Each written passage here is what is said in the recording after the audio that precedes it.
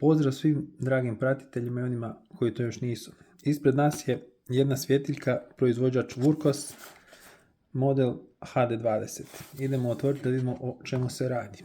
Prvenstveno radi se o svjetiljci koju možemo koristiti kao naglavnu lampu. Tu odatle i ova traka u pakiranju, vidjet ćemo malo kasnije kako i na koji način to funkcionira. Osim samih opustava, tu je ovaj klip da se svjetiljka može nositi. Tu imamo zamjenska brtvila za samu lampu i ovu kopču koja nam omogućuje nošenje oko ruke. Adapter vidjet ćemo koje baterije podržava sama lampa i sama svjetiljka. Znači radi se o ovom tipu svjetiljke koju možemo staviti i držati okomito. Same diode nisu na vrhu, nego su postavljene znači 90 stupnjeva u odnosu na tijelo svjetiljke. Vidimo na vrhu se nalazi dugme za uključivanje. Što se tiče same lampe, krenimo redom. Maknut ćemo ovu zaštitu. Lampa je pogonjena punjivom baterijom, litij-ionskom 5000 mAh. Vidimo da je to jedna od ovih većih baterija, znači modela 21700. Vidimo isto tako da dolazi i ovaj adapter koji omogućava da uz svjetiljku koristimo i 18650, tako da evo, imamo dosta izbora što se tiče korištenja samog napajanja. Što se tiče same svjetiljke, znači imamo dvije diode. Ova donja dioda malo više raspršuje svjetlo i daje možda jedan malo širi spektar osvjetljenja. Vidimo isto tako da možemo proći kroz sve modove rada. Nadalje, sama dioda ima 3 jačine, ali isto tako možemo uključiti i drugu diodu koja daje malo jače i usmjerenije svjetlo.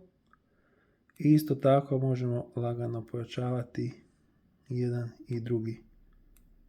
Ajmo se samo malo pozabaviti, ovako ćemo napraviti malo više mjesta.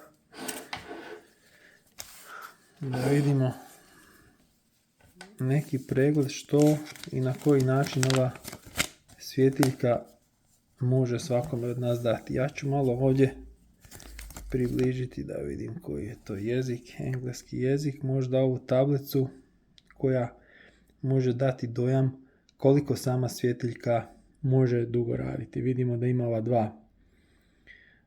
ove dvije diode, dva emitera koje mogu, ovisno o tome da li radi gornji, donji, jači ili slabiji, i dati upravo toliko svjetla koliko nam je potrebno. Vidimo i same podatke, koliko je to u nekoj udaljenosti, koliko je to nekih lumena, odnosno vidimo da postoji slabiji, srednji i jači mod rada, odnosno turbo pogon, te naravno kao i većina svjetiljki stroboskopski SOS način rada. Zanimljiv je Moonlight koji se isto tako može uključiti i sam ovaj podatak da na toj jačini svjetiljka može raditi 960 sati je više nego impresivno.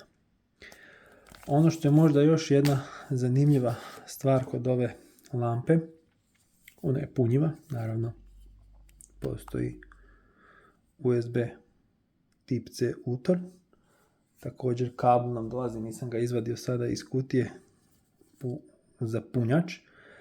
I ono što je zanimljivo, svjetiljka radi dvosmjerno, znači u nekoj situaciji kada trebamo power bank, ova snažna baterija isto tako može poslužiti kao power bank i napuniti neki od naših uređaja. Sad, vidjeli smo ovdje same specifikacije, imam jedan video, već sam snimio u zgradi na hodniku koliko ta lampa obasjava daleko i koliko snažno na nekoliko ovih kombinacija rada dioda. Ali isto tako isprobao sam samu lampu u načinu rada kao naglavna lampa. Sad samo ćemo brzinski staviti ovu svjetiljku u ovaj nosač, ne bi li vidjeli kako to izgleda kada se lampa koristi kao naglavna lampa.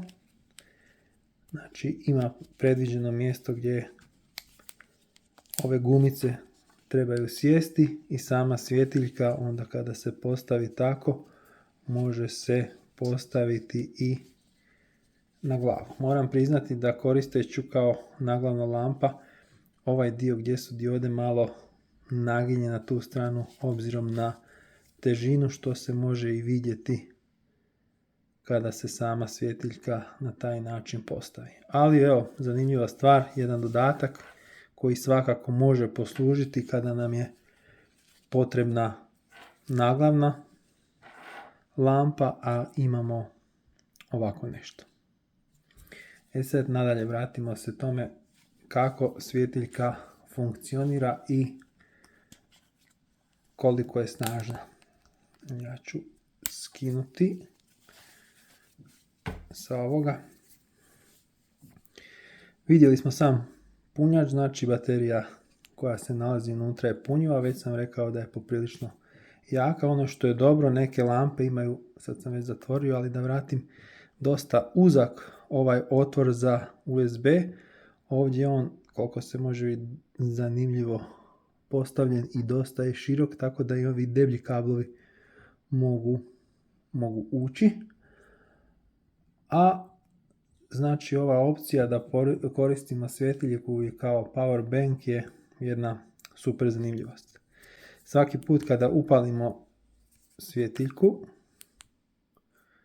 dobijemo indikator da je svjetiljka evo sada napunjena od 70 do 100%. Ako je manje napunjena, ona svijetli narančasto, ili ako je za punjenje, onda je to crvena boja. Isto tako kada svjetiljku punimo, ovdje imamo indikator da se ona puni, ili kada je spojena u opciji power banka, vidimo da se ona prazni. Magnetno dno, mislim da sam spomenuo, još jedna zgodna stvar za pričvrstiti samu lampu negdje ukoliko je to potrebno. Sad, zašto ovakva svjetiljka? Raznih ima svjetiljki do sada, uvijek se one drže ovako i uključuju da li dolje ili ovdje gdje se nalazi gumb na tijelu same baterije, ali ovo je jedan dobar primjer da ovakvu svjetiljku nije loše imati za neke poslove gdje jednostavno na tlo ili gdje prislonite tijelo svjetiljke i okrenete ju u smjeru koji vam je potreban. Ovaj klip, već sam ga stavljao, još jedna super stvar da se sama svjetiljka na ovaj način može pričvrstiti, da li na neki remen od ruksaka ili nečega i služiti za osvjetljivanje dok imate slobodne ruke. Naravno, ono što je meni u svakom slučaju najbolji način korištenja bilo kakve lampe, odnosno najbolje su mi naglavne lampe jer daju slobodne ruke i to imamo ovdje. Kada pogledamo sve te mogućnosti, one opcije koje nam sama svjetiljka nudi, vidimo da je to, ja bih rekao, all in one.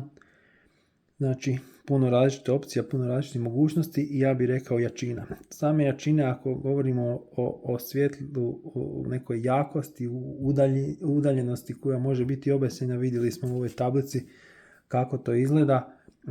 Za neke zatvorene prostore, ja bih rekao, svjetiljka je i prejaka.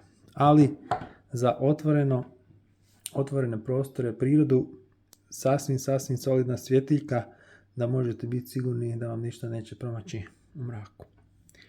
Evo, ono što mogu samo potvrditi još i korištenjem same svjetiljke, već kažem neko vrijeme, zbilja ovo što ovdje stoji napisano u tablici, probao sam puniti i prazniti na nekoliko ovih jačih modova. Otprilike neko vrijeme koje stoji ovdje u tablici kao referenca, već sam ovdje pokazao, i otprilike nešto što sam ja uspio izvući iz ove svjetiljke, odnosno ovog uloška koji se sa svjetiljkom dobije. Za tu neku cijenu, manje od 40 eura, ja bih rekao sasvim solidna svjetiljka, dosta robusna i za dosta opcija, odnosno načina korištenja. Naravno, nije možda za svakoga, neko će reći da je možda prejaka, da je možda preteška, ali ima nas kojima je ovo možda zanimljivo isprobati, probati koristiti, na kraju možda i nekome pokloniti. Svakako podijelite neka iskustva, komentare ako ste imali ovako nešto slično, ako niste, evo moja preporuka svakako za isprobati, nabaviti na originalnom sajtu, vidim da ima na više različitih adresa da se može do same svjetiljke naći, evo na originalnoj stranici povremeno i neke akcije budu gdje se onda može uštediti i koji dolar, odnosno euro, a svjetiljka, moram svakako reći, nekoliko puta sam naručivao od ovog dobavljača, jako brzo dođe na kućnu adresu. To bi bilo to za ovaj puta. Vidimo se u testu možda neke druge svjetiljke ovog istog proizvođača. Lijep pozdrav!